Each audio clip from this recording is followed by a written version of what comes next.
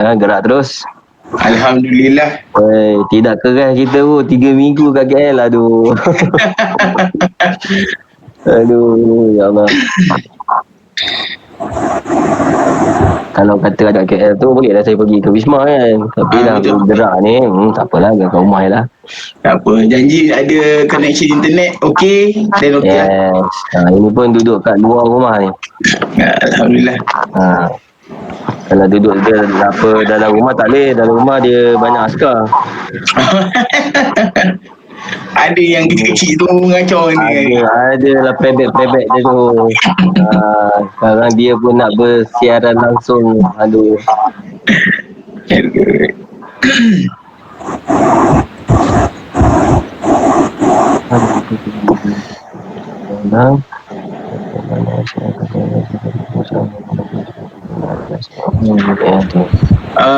Okey Cik Sufian, untuk makluman dan bersama dengan kita juga pagi ni ada kita punya senior top management, antaranya Mr. Ho dan juga Encik Zahar ada bersama kita pagi ni. Mr. Ho ni siapa lah? Mr. Ho ni kita punya CEO untuk business development. Kemudian Encik Zahar kita punya ketua pengarah bahagian untuk operation lah. Okay lah. Okay.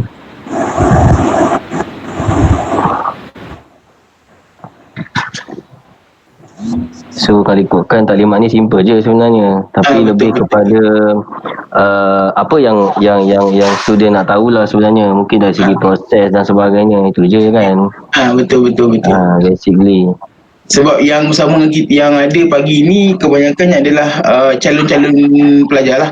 Calon pelajar yang mana belum membuat keputusan lagi untuk join untuk program yang kita tawarkan. Dia nak lebih orang kata makluman lebih lanjut lah tentang apa bidang-bidang yang boleh dia ambil lepas dia habis belajar tu nantilah. Yes. Mungkin kalau dia orang diploma, dia nak sambung degree pun ada peluang juga kan, kalau mereka nak tamat tu. Tapi sekarang ni bagai dikatalah, kerja pun agak susah lah nak dapat. Tapi apa-apa rezeki lah, kita kata rezeki seseorang tu kita tak tahu kan, masing-masing. Okey, rasanya boleh kita mula dulu. Nanti kalau ada lagi, nanti kita punya admin akan key in masuk terus je lah. Okey. Sebelum tu, Assalamualaikum, selamat pagi, salam sejahtera buat semua yang hadir untuk sesi taklimat pada pagi ni. Terima kasih pada semua yang hadir, terutamanya pada kita punya senior top management, Mr. Ho dan juga Encik Zahar yang sudi sama kita pada pagi ni. Dan juga kita punya moderator, kita punya speaker untuk sesi pagi ni, Tuan Sufian, yang mana sekejap tuan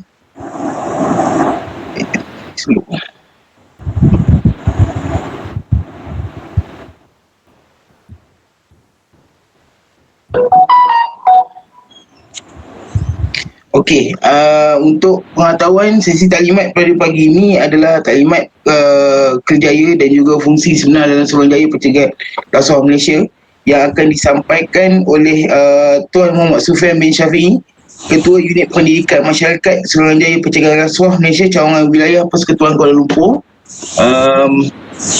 Untuk sesi taklimat pagi ini, saya serahkan terus kepada speaker kita, dan sekiranya ada sebarang pertanyaan dan persoalan, para calon pelajar kita boleh chat, ada ruangan chat di sebelah tu, boleh ajukan terus, ataupun selepas sesi taklimat dengan Tuan Sufian nanti boleh ajukan terus dengan Tuan Sufian lah.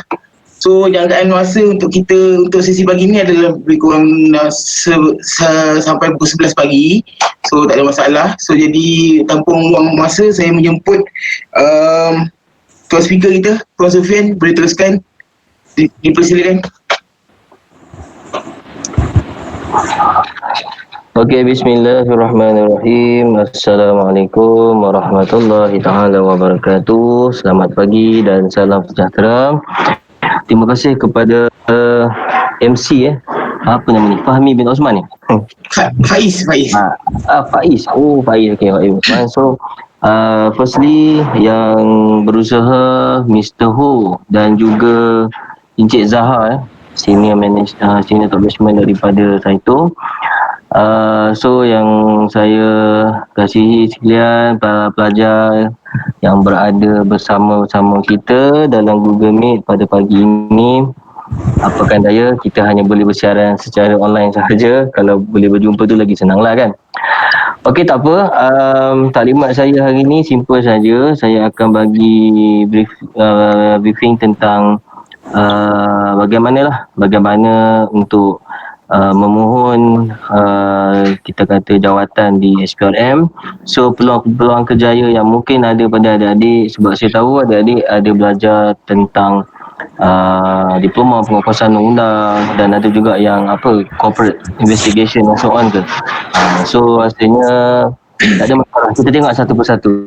Okay, so kalau ada soalan, ada dua cara. Sama ada ketika slide itu saya sedang brief, boleh tanya terus, boleh on air, onkan mic terus tanya, ataupun boleh tuliskan soalan di ruangan chat, nanti kita sama-sama bacalah. Ni nama dia online tapi rasa macam ada dekat konti pun dia ni kan. Jadi DJ lah pula sekejap. Okey, saya share slide dulu. Kejap Sekejap. Slide.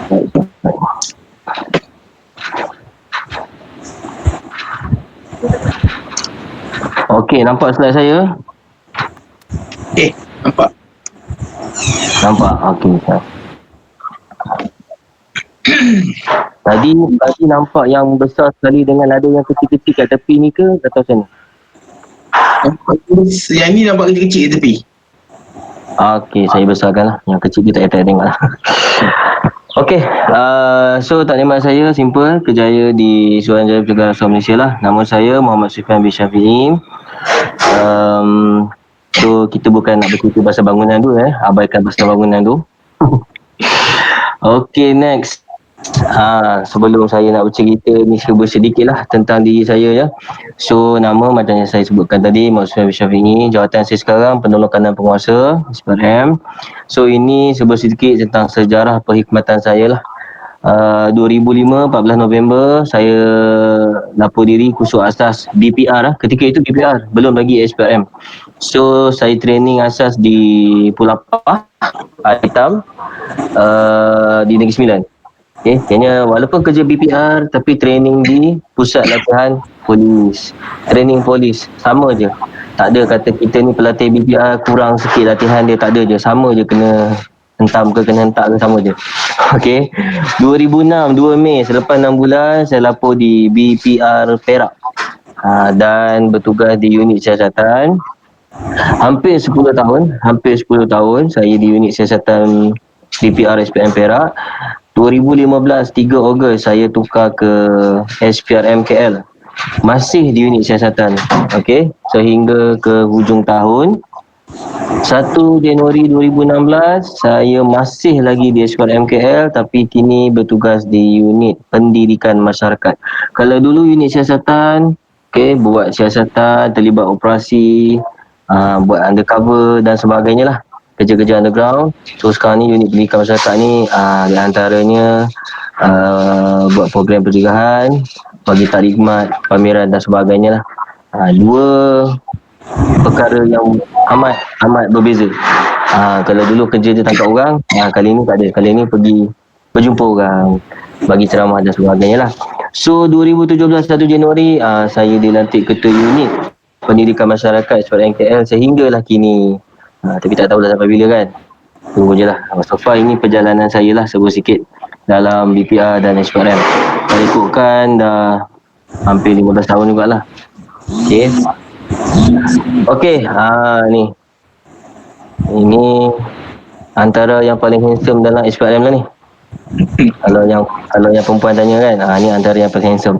Okey adik-adik, kalau nak mohon jawatan dalam SPRM, ingat jawatan ni dia terbuka sepanjang tahun. Okey, nak mohon jawatan dalam SPRM dia terbuka sepanjang tahun. Cara mana nak mohon dia, nanti kita tengok satu persatu. Okey. Okey, yang pertama kita tengok kat sini, senarai jawatan yang ada dalam SPRM. Kita ada dua jawatan. Okey, jawatan yang pertama penolong pegawai siasatan. Ini nama jawatan yang diberikan dalam sistem perkhidmatan awam lah. Penolong Pegawai Siasatan. Okey, kelayakan akademik dia adalah diploma. Diploma, mana-mana yang ada diploma boleh mohon penolong pegawai siasatan. Grade dia, dia tulis 2 kali dah pula. Grade dia adalah P29. Okey, dalam perkhidmatan awam, setiap jawatan dia ada grade-grade tertentu.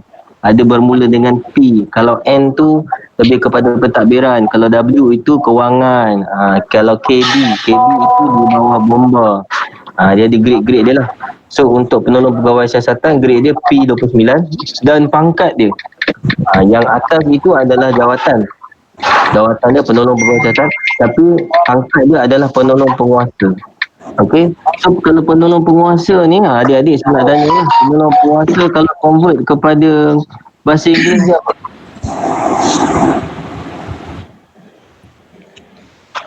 Siapa adik-adik yang boleh convert kan? Penolong penguasa convert kepada bahasa Inggeris, kita panggil apa?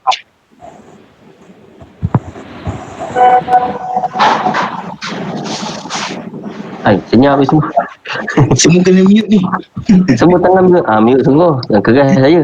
Penolong penguasa. Okey, penolong penguasa bahasa Inggeris kita panggil Assistant Superintendent. Dalam polis ASP tu, tinggi tu. Besar pangkatnya. So maksud dia di sini, untuk SPRM kita tak ada level SPM, maknanya level 19 tak ada. Kita start dengan diploma terus. So maknanya walaupun you masuk sebagai diploma holder, you jadi penolong pegawai pun sebenarnya you dah level pegawai. Kita dah tak ada anggota bawahan apa semua, tak ada.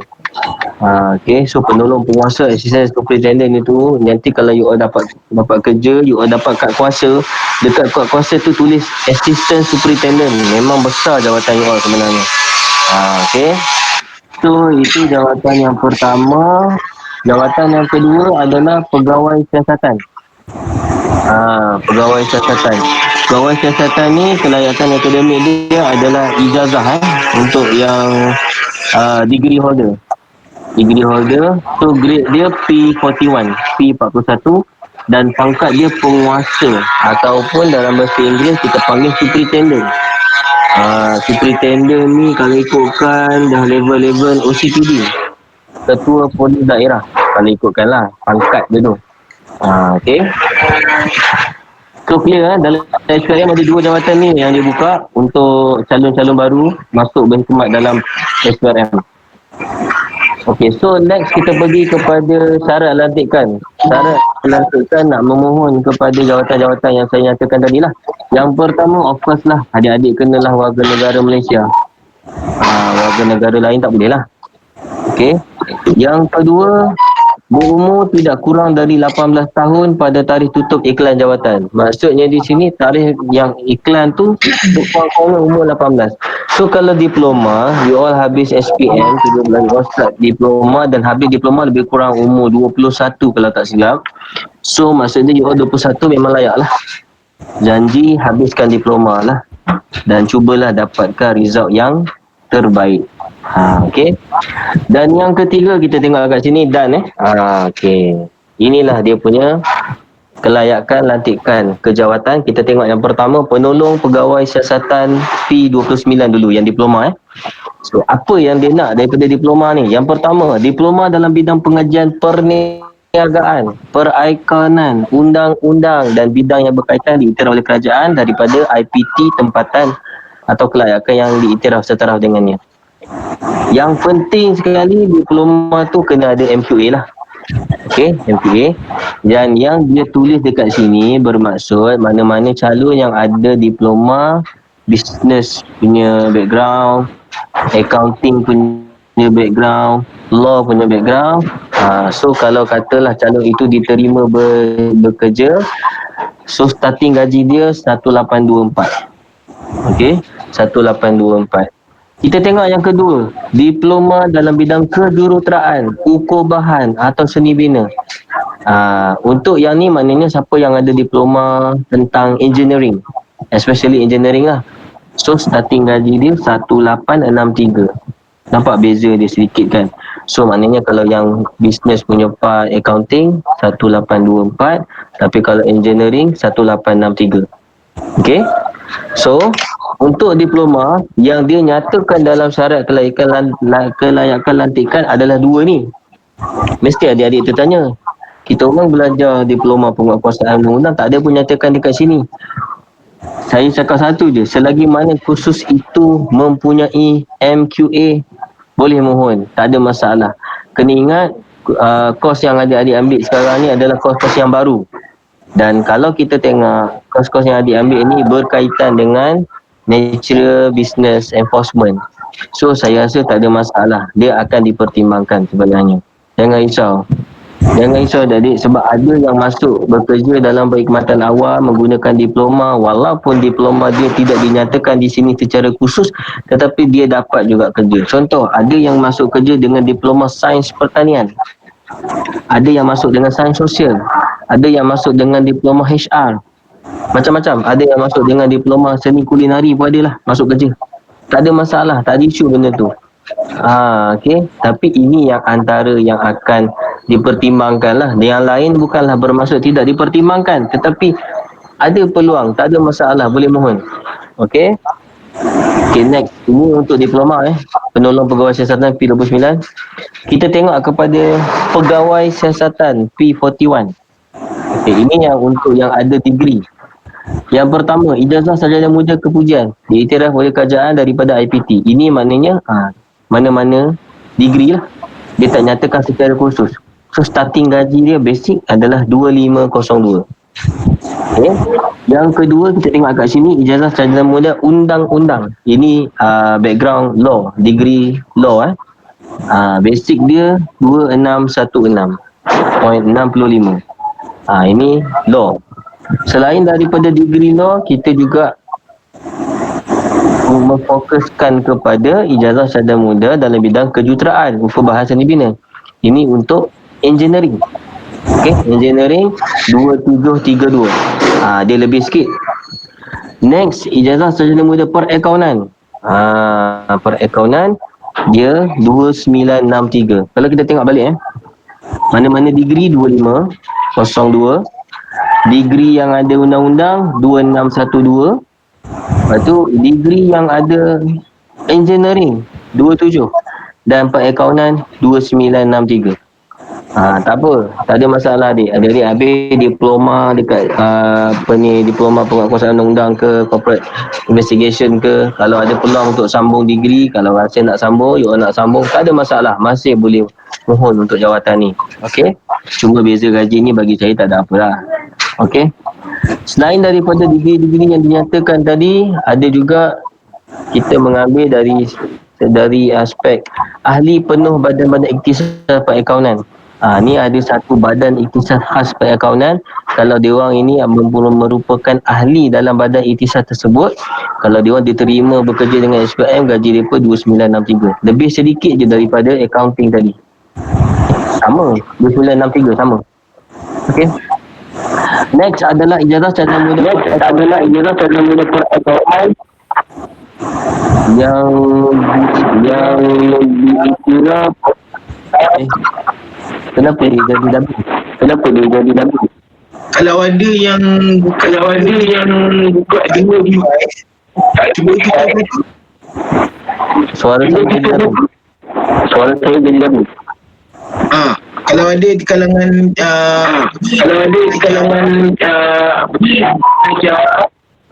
yang dia buka dua device, cuba tutup satu device. Sama ada laptop ataupun handphone, boleh tutup salah satu. Okey, Tuan Sufian, boleh? Boleh Okey, saya sambung balik. Next adalah ijazah sarjana muda perakaunan. Ijazah sarjana muda perakaunan yang diiktiraf daripada kerajaan dan IPT serta menjadi ahli penuh. Kalau yang tadi dia ada degree accounting sahaja, starting dia adalah, kita tengok kat sini 2963.24. Yang next adalah dia merupakan ahli badan ikhtisar perakaunan. Maknanya dia adalah ahli sahaja dalam badan perakaunan tu, tapi dia nak bekerja sebagai penjawat awam. So kalau dia masuk dalam SPM, gaji dia pun sama. Tapi yang ni pula, dia ada degree perakaunan tu, dia ada degree accounting. Dalam masa yang sama, dia juga adalah ahli kepada badan ikhtisas tu. Ini dia punya gaji lebih lagi 3078 lah. Okey. Dan yang terakhir, ahli penuh Institut Akauntan Negara. Ini maksud dia yang ada chartered accounting tu lah. Kalau siapa belajar accounting, dia ada satu lagi. Walaupun you dah ada degree accounting, kalau you ambil lagi satu test yang itu tentang chartered accounting tu, you ada special kita kata special ability lah about accounting, gaji you pun lain sikit. Okay. Tak apa, abaikan yang degree tu. Yang penting sekarang ni, tadi adik-adik tengok kepada diploma kan. Dua ni dah saya dah nyatakan tadi, business, accounting, law, dan yang kedua ni accounting, law, dan yang suara saya dubbing. Okay. So untuk dua ni, walaupun diploma yang adik-adik belajar sekarang tak ada dinyatakan di sini, tak ada masalah, masih boleh mohon, tak ada masalah. Okay, tak ada masalah, seriously cakap. Okay, next kita tengok deskripsi tugas yang mana kepada Jawatan Penolong Pegawai Siasatan P29 ataupun Pegawai Siasatan P41. Okey, saya highlightkan yang 4 yang teratas. Ini adalah kita kata bahagian ataupun unit utama dalam SPRM. Yang pertama of course lah, dah sebut SPRM ni kita kata aspek siasatan lah. Mestilah ada unit siasatan ataupun bahagian siasatan. Kita juga ada unit perisikan. Okey. Dan kita juga ada unit pendidikan masyarakat. Unit pendidikan masyarakat ni unit saya sekarang lah. Okey, kalau di peringkat HQ kita ada bahagian, kalau di negeri kita ada unit. Dan yang terakhir kita juga ada unit pemeriksaan dan perundingan. Apa fungsi-fungsi unit ni? Sekejap lagi saya ceritakan. Selain daripada 4 yang utama ni, kita kata ada juga unit-unit lain lah. Unit perundangan dan penawaraan, unit penyelidikan, perancangan ni lebih kepada R&D, unit latihan, ni dekat pusat latihan, keselamatan, memang ada unit keselamatan, dan juga pengurusan semua manusia, pentadbiran. Ini lebih kepada admin lah. Admin. Okay, next. Kita tengok kepada yang tadi yang 4 unit utama. Kalau kita tengok dekat sini, nombor 1 dan nombor 2, ini adalah fungsi SPRM bagi unit siasatan. Unit siasatan dan juga merangkul unit perisikan lah. Apa fungsi dia? Dia menerima aduan kes rasuah, salah guna kedudukan dan juga menjalankan siasatan. Kalau unit perisikan ni, dia buat kerja-kerja underground lah. Kerja-kerja perisikan, kerja-kerja undercover. Tak payah tanya saya lah, kerja-kerja tu macam mana kan. Kalau kata adik-adik dapat besok, dah belajar tentang undercover and so on. Sekarang pun rasanya dalam tempoh diploma pun dia belajar kan, perisikan dan sebagainya. So adik-adik dah tahu secara teorinya macam mana perisikan itu dijalankan. Kalau katalah ditempatkan dekat situ, maknanya you boleh gain the experience lah. Okay. Yang nombor 3, ini adalah fungsi bagi unit pemeriksaan dan perundingan. Kita panggil di sini unit ni lebih kepada macam satu konsultan lah sebenarnya. Okay. Dia menyediakan khidmat perundingan dan nasihat untuk menambah baik sistem, prosedur atau tata cara yang lemah. Sebagai contoh, nak faham unit ni fungsi dia macam mana, katalah dalam jabatan agensi kerajaan yang A ni, ada satu SOP ataupun peraturan dia, kita dapat kenal pasti bahawa SOP itu tidak bersesuaian dengan keadaan semasa, tidak, kita kata tak strong lah kan. So maknanya dia boleh menjerumuskan kepada ruang dan peluang berlakunya rasuah. So unit ni yang akan mengkaji SOP, peraturan, undang-undang yang ada kat dalam tu, dan dia akan come out dengan satu syur penambahbaikan. That's why kita panggil unit ni macam satu unit konsultan. Dia macam satu konsultan lah. Okay. Dan yang nombor 4, ini fungsi unit saya sekarang ni lah. Mendidik, mendapatkan sokongan masyarakat dalam memerangi rasuah. Macam mana nak mendidik, kaedah apa, macam mana nak mendapatkan sokongan, kita ada cara kita ada KPI kita ada metod-metod yang kita gunakan, dan kita ada target audience yang kita sasarkan setiap tahun lah untuk kita jalankan fungsi kita. Okay, ini secara fungsinya. Okey, ini ringkasan kepada tadilah. Kan. Adik-adik bila nak kerja, biasalah yang baru nak kerja ni dia tak ada benda lain lah, dia mesti tanya pasal gaji je kan. So kita tengok dekat sini P29 starting gaji minimum 1824 tadi yang minimum, maksimum tu 5801. So setiap tahun kadar kenaikan gaji tahunan. Untuk diploma you all P29, setiap tahun gaji you naik 150. Sebagai contoh, nak senang faham, adik-adik masuk diterima bekerja je starting gaji basic 1824. Selepas 1 tahun, you all dapat surat layak dipertimbangkan untuk kenaikan gaji tahunan secara biasa 1824 tambah 150. Tahun depan pula, tahun nak masuk tahun ketiga, dapat lagi tambah lagi 150, tambah lagi 150. Setiap tahun gaji naik 150 dan kenaikan gaji ini akan dapat selagi mana selagi mana pegawai-pegawai di dalam SPRM ini tidak kena apa-apa tindakan tata tertib. Tindakan tata tertib ni kalau nak cerita banyak. Selagi mana you all tak kena tindakan tata tertib, you all kerja elok je lah, tak ada buat masalah. Tak ada buat problem apa-apa. So gaji jalan macam biasa, you all dapat lah. Setiap tahun 150. Kalau tiba-tiba kena tata tertib, dia punya tindakan dia tahan gaji, potong gaji ke apa benda ke, itu kenaikan ni mungkin you all akan tak dapat. Untuk 41 pun sama lah, starting 2502, kenaikan gaji tahunan dia 230. Maknanya untuk diploma setiap tahun naik 150, untuk degree setiap tahun naik 230. Ini basic sahaja 1824 ini adalah basic gaji sahaja, belum masuk allowance. Allowance tertentulah, allowance yang kita layak sebagai penjawat awam. Dalam masa yang sama, allowance yang kita layak sebagai pegawai SPRM, kita ada allowance khas SPRM, allowance khas. Okey, adik-adik, cara nak mohon jawatan dalam SPRM yang paling simple lah. Of course kita kena mohon dalam SPA 8I. Masuk dekat portal Suruhanjaya Perkhidmatan Awam SPA ni, carilah tu yang dekat situ tu, SPA 8I. Nampak? So gini gambaran portal dia lah. You cari SPA 8I tu, permohonan pekerjaan, klik dekat situ, you all isilah you all punya butir-butir maklumat, butir-butir peribadi dan segala kita kata maklumat-maklumat berdasarkan yang berdiri lah.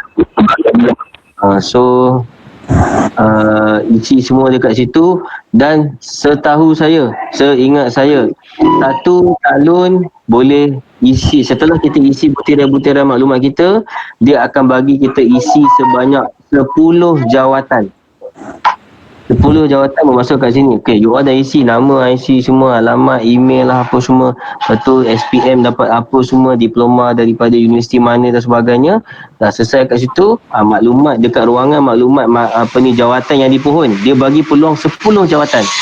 So macam mana you all nak mohon? You all nak mohon SPRM, you all klik kat situ, cari penolong pegawai siasatan P29, klik dekat situ. Jawatan satu yang you all mohon, penolong pegawai siasatan. Selain daripada tu nak mohon jugalah berapa ni JPJ ke kan, contoh. Klik pula yang untuk nombor 2, penolong pegawai penguatkuasa. JPJ. Lepas tu nak mohon apa lagi? Bomba, contoh. Penolong pegawai penguatkuasa bomba KB 29. Kalau tak silap saya lah. Lepas tu nak mohon apa lagi? Penolong pegawai penguatkuasa dekat KPDN HCP. Masa dia dekat situ, you all boleh pilih sebanyak 10 jawatan yang di bawah diploma. You all nak letak SPRM kat atas ke, nak letak bomba dekat atas ke, nak letak dekat mana ke, itu atas adik-adik terpulang. Dan satu lagi petua saya nak bagi tahu, sekiranya adik-adik dah isi, dah submit, mana you all dah ada kita kata ID dalam sistem SPA 8I ni, dah mohon. Selepas 6 bulan, cukup 6 bulan, cuba renew balik permohonan tersebut. Kenapa saya katakan macam tu? Sebab adik-adik kena ingat yang mohon jawatan perkhidmatan awam ni terlalu ramai. So bila selepas 6 bulan, you all biar saja permohonan you, nama you, list you akan duduk di bawah. Sebab tu saya kata lepas 6 bulan you renew balik. Bila you renew, nama you akan naik di atas. Kembali berada di atas. Okey. Yang penting bagi saya adalah kita mohon dulu. Rezeki masing-masing kita tak tahu. Itu hanya Tuhan yang tentukan. Mohon dulu. Okey. Yang penting petua saya 6 bulan renew permohonan. 6 bulan renew permohonan. Bukanlah kita mohon tahun ni confirm tahun pertama kita akan dapat. Okey. Saya pun dulu boleh masuk kerja BPR ni. BPR adalah jawatan yang temuduga yang kelima dalam perkhidmatan awam yang saya pergi. Dan temuduga yang kelima dalam perkhidmatan awam ni yang baru saya dapat BPR. 4 yang sebelum tu saya tak dapat. Okey, yang penting kita jangan putus asa. Tak ada masalah. Kita mohon, kita usaha, kita ikhtiar. Okey? Okey, next. Apabila adik-adik dah mohon jawatan, okey, katalah nama-nama adik terpilih untuk dipanggil kepada tawaran jawatan yang dibuka. Contohlah yang bawa SPRM lah. Okey, dia ada 2 proses adik-adik. Kita tengok kat sini. Yang pertama, pemeriksaan fizikal, panca indera dan kecergasan. Okey, dan yang kedua of course proses temuduga. Okey. Kalau dulu dia terus temuduga, sekarang tak ada. Dia check fitness dulu, physical and fitness. Okey, apa yang ada dalam pemeriksaan fizikal, panca indera dengan kecergasan? Okey, kita tengok satu persatu.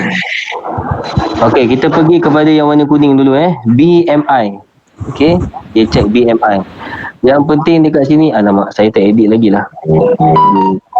Okey, kita tengok yang pertama tinggi. Tinggi sekurang-kurangnya lelaki 157 cm. Lelaki. Wanita sekurang-kurangnya 154. Ini sekurang-kurangnya at least. Okey, untuk berat lelaki sekurang-kurangnya 48 kilo. Dan perempuan wanita tu bukan 6 kilo silap-silap 46 kilo. Hilanglah pula 4 tu. Okey, lelaki 48, wanita 46. Okey. Spesifikasi yang ketiga, ukuran dada. Ukuran dada ni hanya untuk calon lelaki. Okey. Maksud dia kat sini dia tulis 79 cm dan 84 tarik nafas. Maksud dia ukuran dada dalam keadaan biasa, dada tu mesti 79 dan apabila tarik nafas, kembang dada itu membawa kepada 84. Maknanya pertambahan 5 cm. Maksud dia kat sini minimum ukuran dada kena 79. Kalau dia ukur dada you all 75, tak boleh. Itu satu. Katalah you all main dada 82. Ukur 82 dalam keadaan biasa Okey, tarik nafas. You all tarik 82 tambah 5, 87 kan? You all dapat 87. Okey, lepas. Tapi kalau ukuran dada 82, tarik nafas, tarik, dah habis tarik dah, ukur balik, baru naik 85 lah katakan, tambah 3 je. Tak boleh. Dia kena, bila tarik nafas tu, kena tambahan 5 cm. Kalau 82 tambah 5, 87. Kalau 83 tambah 5, 88. Macam tu. Tapi minimum ukuran dada calon lelaki 79. Kecil lagi pada tu, kita tak terima. Jangan tanya saya kenapa spek dia macam ni. Ini daripada SPA. Okey. Ada sebab. So mana-mana adik-adik yang ada ni, pergilah ambil tali pita ukur tu, try ukur dada masing-masing. 79 ke tak? Kalau 79 tu okey. Kalau kurang lagi pada tu, you all tahu kenapa you all tak sesuai. Maknanya terlampau kurus lah. Okey, terlampau kurus. Okey, kita tengok yang kedua, yang warna hijau tu. Okey, ini ujian penglihatan mata Penglihatan mata. Dia akan cek mata kiri, mata kanan tanpa kacamata dan juga tanpa contact lens. Okey. Dekat sini kadang-kadang saya faham ada calon yang dia tak pakai spek tapi dia pakai contact lens. Bila berjumpa dengan panel tu, panel akan tanya, pakai contact lens tak? Kalau ada pakai, declare. Jangan waktu tu kata tak ada. Sedangkan contact lens ada dalam mata dia. Kita akan check dalam mata. Dan kalau dia declare dia tak pakai, tapi kita check dalam mata dia ada pakai, tak ada apa-apa dah. You all keluar daripada dewan. Maknanya apa? You all dah menipu kat situ. Calon dah menipu kat situ, kita tak akan terima. Terus balik. Kalau you all kata ada pakai, okey, buka contact lens, letak tepi, kita buat ujian mata. Jangan menipulah kat situ. Sebab panel yang jaga bahagian mata ni bukan orang sebarangan lah. Dia tahulah ada pakai contact lens ke tidak kan. Okey, yang seterusnya pengecaman warna. Ini untuk cek buta warna lah. Dia ada buku tu, you all kena tengok dekat buku tu. Ni dalam ni apa dia, huruf apa, nombor apa. Apa yang you nampak dalam gambar tu. Untuk cek buta warna. Dan juga dia akan buat ujian pendengaran. Ni simple lah. Ujian pendengaran. Okey, next kita tengok yang warna light blue ni. Pemeriksaan tubuh badan. Pemeriksaan tubuh badan ni apa yang dia nak buat? Dia akan cek tubuh badan calon. Okey, yang calon lelaki akan diperiksa oleh panel lelaki lah. Calon perempuan akan diperiksa oleh panel perempuan. Dia untuk memastikan calon sihat dan tegas. Dan juga dia nak semak, dia nak cek kesan-kesan pembedahan. Maksud kesan-kesan pembedahan ni, bila kita nak kerja SPM, kita nak kerja enforcement, kita tak naklah calon yang dalam kaki dia pernah masuk besi. Kan, pernah tanam besi, dia pernah accident, masuk besi. So dia nak kerja enforcement, tak boleh lah macam tu. Besok kalau kata kena lari ke, kena kawat ke, cik tak boleh cik, saya ada besi kat dalam kaki. Dah jadi macam tu. So kita tak nak. So waktu pemeriksaan ni, kalau ada besi ke apa ke, declare lah awal. Asalnya dalam borang tu pun dah ada ruangan soalan yang dia minta kita declare awal. Okay. Dan okay, kita tengok yang merah yang saya tambah tepi ni. Of course, untuk ujian pemeriksaan kepada jawatan melibatkan enforcement, penguat kuasa, of course akan ada ujian berkawat. Tapi adik-adik jangan risau. Kalau tak pandai kawat pun tak ada masalah. Tak ada isu benda ni. Kalau dia dah, contohlah adik-adik lalui BMI, lepas pergi next station ujian mata, lepas pergi next station pemeriksaan tubuh badan, lepas pergi ke station untuk kawat, dia suruh adik-adik kawat je lah, buatlah macam mana pun. Tak ada knowledge kawat, tak ada masalah. Yang penting untuk kawat tu, panel nak tengok tangan bengkok ke tidak, kaki bengkok ke tidak. Itu yang penting. Kalau tangan bengkok, kita tengok sejauh mana dia punya bengkok tu. Boleh dibetulkan ketika kawat ke tidak, kaki tu macam mana. Yang panel jaga kat sini, dia ni memang otai kawat lah. Okay. So tak ada masalah, jangan takut kalau adik-adik, saya tak pernah kawat, seumur hidup tak pernah kawat. Tak apa, kalau you all dah lepas sampai sini, you all kawat je. Dia nak tengok benda lain sebenarnya, dia nak tengok tangan dengan kaki bengkok ke tak. Itu je. Kalau dah lepas stesen kawat ni, baru pergi kepada last station, iaitu kita tengok kat sini warna biru, kecergasan. Okay, apa yang ada dekat kecergasan? Sekejap Okay, kecergasan kita tengok yang pertama. Bangun tubi 30 kali selama 2 minit. Dalam tempoh 2 minit, you all kena habiskan bangun tubi 30 kali. Rasa senang ke susah? Rasa macam, 2 minit tu lama tu, 30 kali je. Tak apa. Try. Tak apa. Try. Okay. Yang kedua, ujian lari 4 kali 10 meter dalam masa 11 saat. Kalau lebih 11 saat, disqualified. Maksud dia 4 kali 10 meter tu, you all starting dekat garisan ni, lari ke depan 10 meter, patah balik, lari balik dan patah balik. Maknanya daripada sini pergi balik 4 kali tu dalam masa 11 saat. Perlu 11 saat. Okey. Kalau lepas ujian ni, next ujian dia adalah lompat jauh berdiri. Lompat jauh berdiri ni maksud dia akan letakkan satu line. You all berdiri dekat line tu dalam keadaan kaki rapat. Dia ada lagi satu line dekat depan kita. You all lompat melepasi garisan tersebut dalam keadaan menggunakan dua-dua belah kaki. Bukan lompat sebelah kaki. No. Dengan dua kaki yang rapat tu, lompat melepasi garisan tu. Jarak tu saya tak ingat, dalam berapa kaki 3 ke 4 kaki macam tu lah kot. Dia kena lompat. Dengar macam simple, tapi ramai jugalah yang kandas dekat sini. Tapi tak ada masalah. Saya pernah jadi panel penilaian fizikal ni. Selalunya kita bagi peluang. Kita bagi peluang 3 kali. Setiap calon kalau dah sampai untuk kecergasan ni, kita bagi 3 kali untuk dia buat. Contoh, bangun tubi. Sesi yang pertama, dia buat babat tak lepas. 30 kali ni, 2 minit. Kita bagi dia rehat sekejap. Kita tanya dia, nak buat kali kedua? Okey, bagi. Sama juga untuk lari. Sama juga untuk lompat jauh berdiri. Kita bagilah percubaan 3 kali ataupun 2 kali. Terpulang kepada trainer yang in charge waktu tu. Kalau saya bagi 3 je lah. Kita bagi peluang, tak ada masalah. Okey, dan ujian yang terakhir, dia boleh tengok kat sini, 2.4 km, 2.4 dalam masa 14 minit. 14 minit ini waktu untuk calon lelaki ya. Wanita kalau tak silap saya lah 16. Nak tahu 2.4 kilo jauh mana? Okey, track stadium tu 400 meter. So maknanya 6 round track stadium.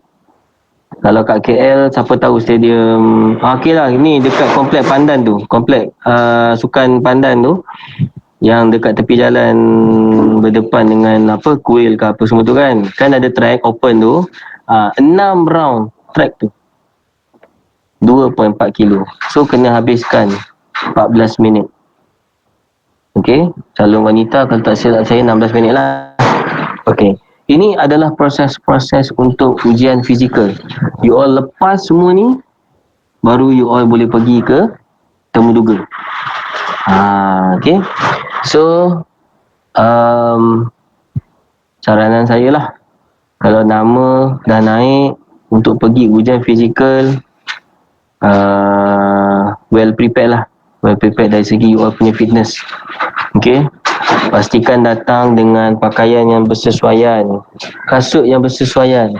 Jangan datang physical test pakai baju kemeja, cross leg, pasal kasut hitam. Dah tahu nak buat physical test, datanglah dengan t-shirt, dengan seluar track yang bersesuaian, dengan kasut sukan yang bersesuaian. Tak ada alasan kata nanti datang, alah kasut sukan tak bawa lah, lupa bawa, tak ada. You all yang mohon kerja, you all yang dah dipanggil sampai ke tahap ini, daripada puluhan ribu yang mohon jawatan, you all dah shortlisted, you all kena prepare betul-betul. Okay, physical. Okey, kejap. Habis saja fizikal ni, you all akan dipanggil untuk temuduga. Okey, katalah panggil temuduga, dia akan bagi tahulah calon-calon temuduga dekat tempat mana apa semua.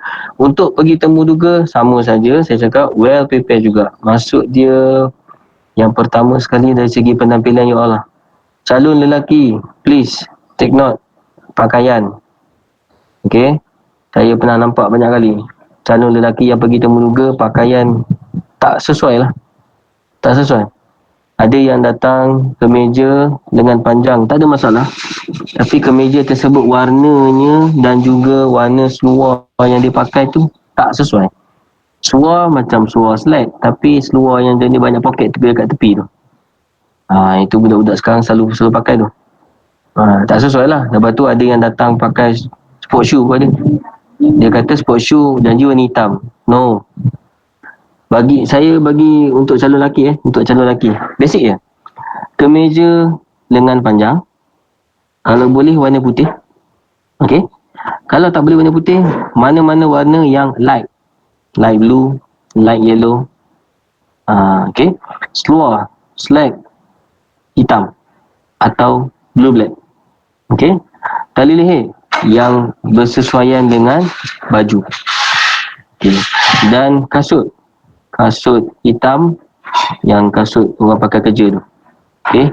Dan janganlah beli ataupun pakai kasut. Dia pakai kasut hitam tu, tapi kasut yang jenis depan tu macam Aladdin tu.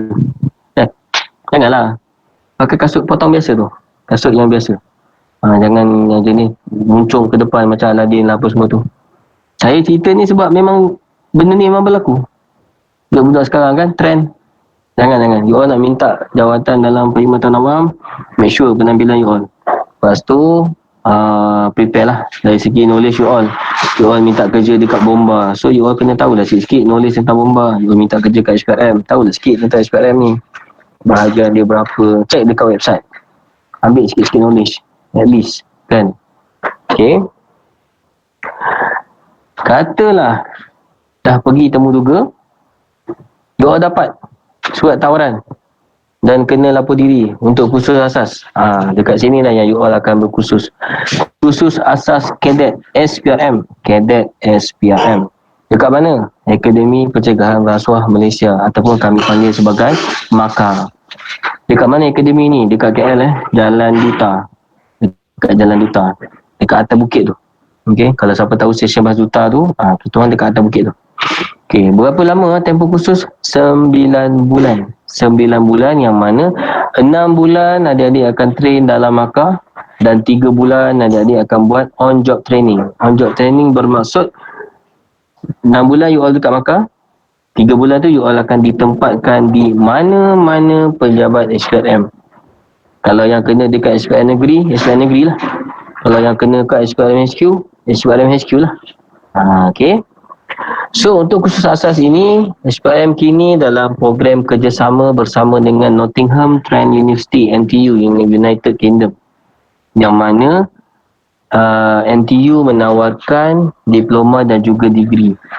Professional Diploma in International Law Enforcement, Anti-Corruption Study dan juga Professional Degree in International Law Enforcement, Anti-Corruption Study. Apa maksud tu ni? Maksud dia kat sini, katalah adik-adik dah lapor diri kat MAKA, kat Pusat Latihan, 9 bulan. 9 bulan, you all dah training. Lepas tu, selepas 9 bulan, you all dah ditempatkan di pejabat SPRM.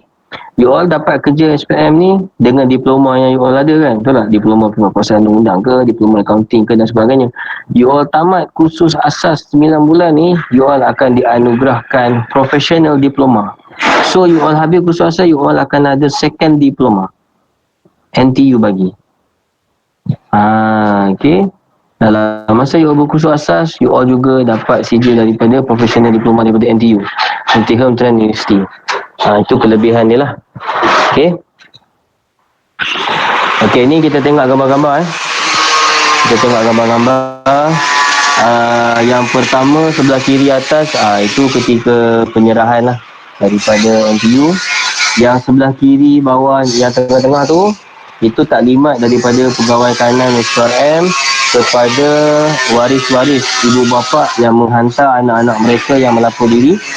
Taklimat lah kepada ibu bapa apa yang anak-anak akan jalani ketika kursus asal, apa perkara yang boleh buat, apa perkara yang tak boleh buat. Okey. Gambar yang paling bawah sebelah kiri, ini rutin biasa. Adik-adik tengok pun tahu kan ni apa kan. Urine test. You all lapor diri je, confirm you all kena urine test. Dan urine test ini akan dilaksanakan secara berkala setiap tahun. Mungkin 3 bulan sekali, mungkin 2 bulan sekali, terpulang kepada pihak pengurusan. Okey, yang sebelah kanan atas, ini adalah wakil daripada NTU tadi tu, Nottingham Trent University. Dia bagi taklimat kepada student. Okey. Dan yang bawah ni pun samalah, wakil daripada NTU. Nampak tu, lelaki kalau lapor diri, rambut panjang, lepas tu itulah rambut kamu. Yang wanita pakai tudung lah, bagi yang Islam. Okay. Okay, ini ni ketika passing out, tamat latihan. Ini pakaian uniform kamu lah. Sepanjang kamu dalam kursus asas, inilah kamu. Inilah pakaian kamu dekat padang kawat. Kursus asas pula. Pembarisan tamat latihan. Pembarisan tamat latihan ni tempat dia berubah-ubah. Ada kalanya kita buat dekat Pulau KL, ada kalanya kita buat dekat tempat tentera. Terpulang lah kita tengok macam mana kan. So nanti you all juga akan belajar SMD. Tengok gambar sebelah kanan bawah, seni mempertahankan diri. You all akan diajar basic kawat, you all akan diajar SMD, seni mempertahankan diri. Okey, dan ini contohlah yang tamat latihan sebelum-sebelum ni. Nampak? Bergambar dengan top management. Waktu ni Ketua Pesuruhjaya SPRM Tan Sri Abu Kasim. Seronok. Dah menjalani kursus asas, dah habis, semua muka gembira je, seronok dah habis. Okey. Ini pun samalah. Okey, sekian saja daripada saya.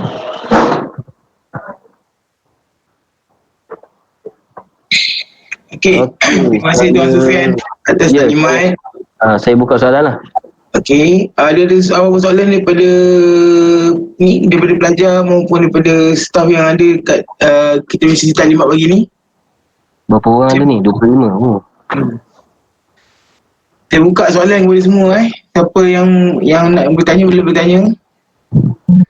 Oh, ni ada soalan daripada apa ni? Bukan kaling-kaling. MQA tu apa? Malaysia Qualification Association. Ni yang pastikan kos tu perlu ada MQA. Asal pun dalam bahasa Melayu agensi kelayakan Malaysia lah. JJ Kelayakan Mereka lah. Fahmi bin Osman dah jawab kat sini. Kalau sekarang tingkatan 6 masih boleh mohon ke? Ada student tingkatan 6 ke? Ada yang tengah ambil tingkatan 6 maksudnya. Lepas ni dia boleh sambung degree kan? Tingkatan 6 dia akan sambung degree terus kan? Ya, betul. So nanti kalau habiskan degree, mohon yang jawatan bawah degree lah. Daripada tingkatan 6 tak boleh mohon. Dia bukan kelayakan mengguna pakai STPM. Okey, ada apa soalan? Boleh dial nombor 03-2455-3666. Jangan minta 7 lagu je. Minta 7 lagu suruh urus setir nyanyi lah. Okay, untuk pengetahuan Tuan Sufian dan juga calon pelajar ni, sesi taklimat pagi ni juga kita share di official Facebook Saito Security Academy secara live. So maknanya ada di Facebook pun ada juga, kita buat live terus daripada Google Meet ni terus ke official Facebook. Okay. So maknanya dia meluas lah. Di Facebook tu mungkin di Facebook mungkin lebih ramai lah. Yes. Alhamdulillah. Siapa nak tanya soalan ni? Ke lecturer nak tanya soalan ke? Nak kerja HPRM ke?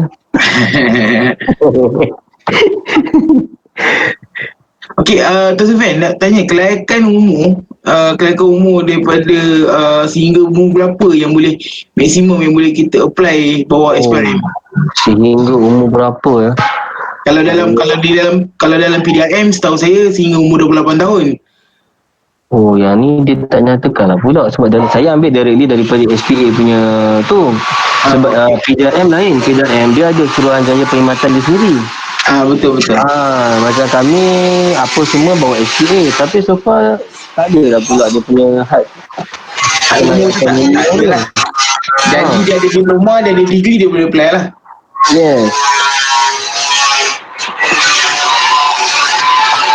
Saya cuba tengok. 38 tahun. Berapa? 38 maksimum maksimum 38. Ni saya tengok dekat SPA online punya website. Ada soalan daripada Isyamuddin. Apakah peranan AMAR? Isyamuddin, apakah peranan AMAR? Okey, AMAR bermaksud Angkatan Mahasiswa Anti Rasuah. Okey, kalau dulu kita panggil SPR, Sekretariat Pencegahan Rasuah. Okey, AMAR ni dia adalah satu kita kata group of student yang ada di dalam IPT yang mana umpamanya mewakili SPRM lah kan. Kalau kita tengok IPT dia ada kita kata wataniah lah, dia ada kalau dulu waktu zaman sekolah di Kadet Bomba, Kadet Polri dan sebagainya lah.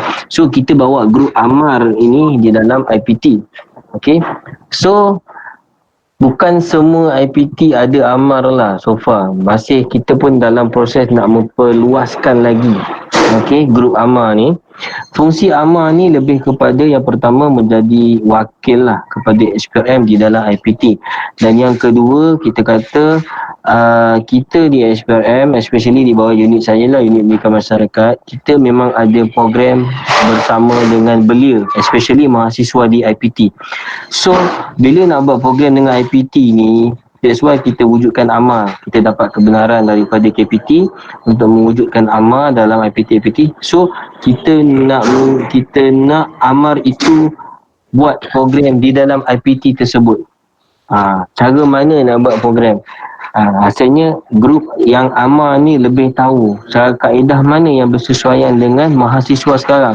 kita tahu mahasiswa sekarang generasi apa Z ke apa ke, dia orang kalau nak buat program-program yang secara taklimat dan sebagainya lagi tu memang susah lah. Budak-budak sekarang dah tak nak dengar dah, dia ada method dia tersendiri. Sebagai contoh, kalau kita tengok Amar dekat apa tu, kampus bahasa Melayu IPG, dia orang ada cara dia orang buat Jerayawara. Jerayawara itu perkataan klasik tapi ada dalam kamus dewan. Apa benda tu Jerayawara? Nama je Jerayawara, tapi konsep dia adalah dia orang berkumpul, grup amal itu, dia orang turun ke hotspot tertentu, bertemu dengan netizen, bertemu dengan masyarakat dan menyebarluaskan mesej anti rasuah. Maksud dia kat sini, dia orang buat ikut konsep dia orang. Ada juga amal dalam UM, dia buat cara lain. Dia buat pertandingan doodle arts and so on, tapi berkaitan dengan integriti, berkaitan dengan anti rasuah. That's why Amar ini ditubuhkan sebenarnya. Dia umpama sebagai wakil SPM di dalam kampus, dan juga dia orang juga akan menyuarakan suara-suara belia ni keluar. Itulah grup Amar sebenarnya. Kalau kata kolej adik-adik ada Amar rasanya berminat nak join the group. Tak ada masalah. Selain daripada kita join kita kata curriculum yang biasa-biasa lah, yang dah ada dekat kampus-kampus kan, boleh join grup Amar, tak ada masalah. Mungkin satu benda yang baru sebenarnya. Okay. Amar, thank you. Okay, ada satu soalan ni. Syarat tadi tu hanya untuk SPM saja atau untuk semua penjawat awam di Malaysia? Okey, yang saya brief tadi tu, itu saya ambil spesifik untuk jawatan diploma di SPRM.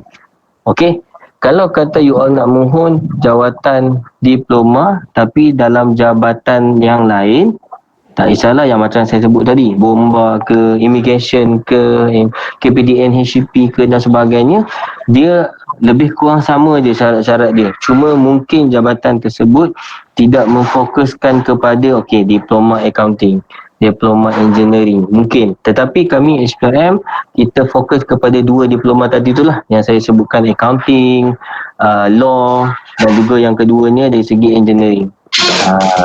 Kalau kata contoh, you all minta penolong pegawai pertanian, dia masih diploma, tapi mungkin dia punya diploma dia tu bukan accounting, dia fokus kepada diploma sains pertanian, diploma apa lagi kan yang berkaitan pertanian pula, sebab dah jawatannya adalah penolong pegawai pertanian. Tapi bagi saya syarat dia lebih kurang sama je, tak ada masalah. Tapi yang kita cerita pasal SPRM lah.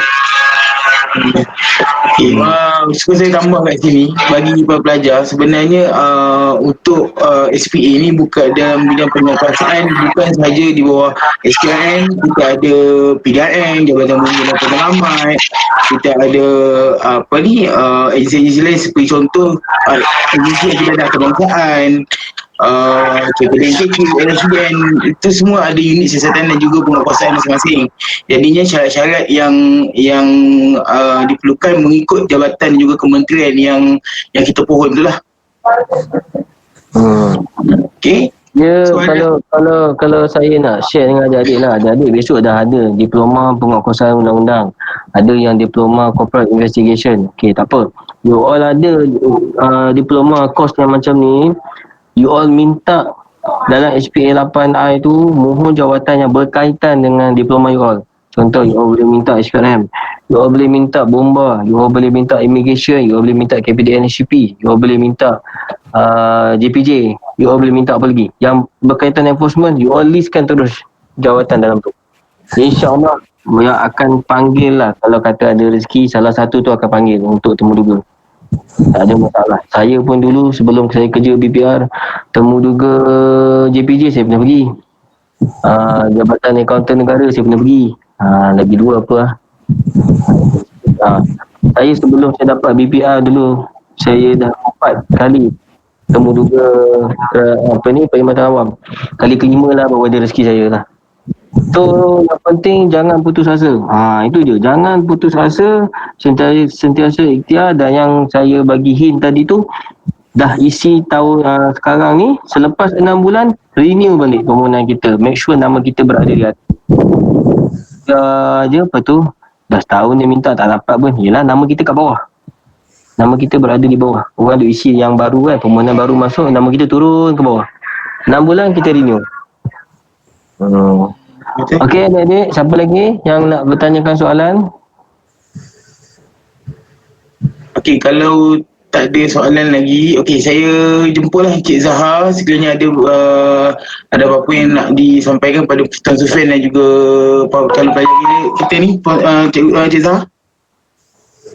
Terima kasih Cik Faiz, terima kasih Tuan Sufyan kerana meluangkan masa pada hari ini.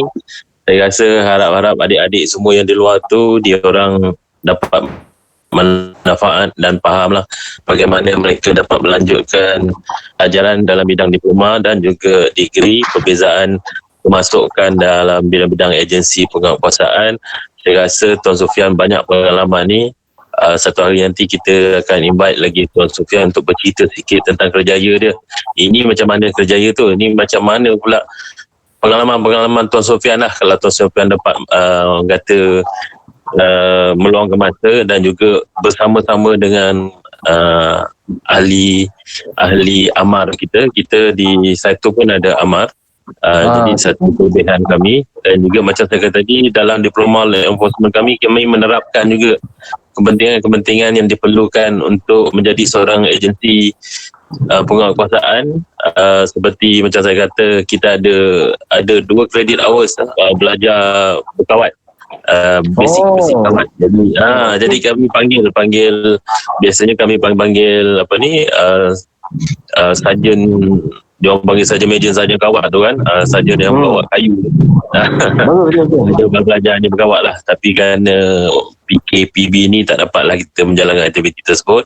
Dan juga kita banyak berkolaborasi dengan pelbagai agensi kerajaan yang lain untuk anak-anak kita, adik-adik kita ni semua dapat menceburkan diri dalam satu bidang yang sangat-sangat saya rasa lah yang sangat-sangat high demand buat masa ni, dan juga saya rasa memainkan peranan sangat tinggi daripada masa PKPB ni. Mereka menjadi frontliners, mengembelingkan tenaga mereka tanpa penat dan lelah.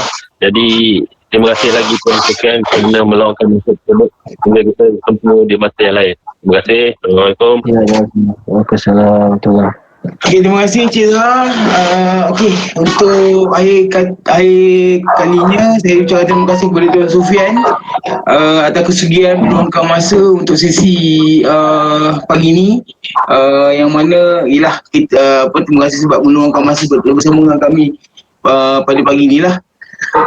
Okey, pada semua calon-calon pelajar yang mana berminat dan juga nak mengetahui lebih lanjut tentang syarat-syarat kemasukan, boleh berhubung kembali dengan pegawai pengenalan pelajar kita ataupun education counselor kita yang menghubungi anda, yang bagi anda Google Meet link ni, boleh menghubungi terus kepada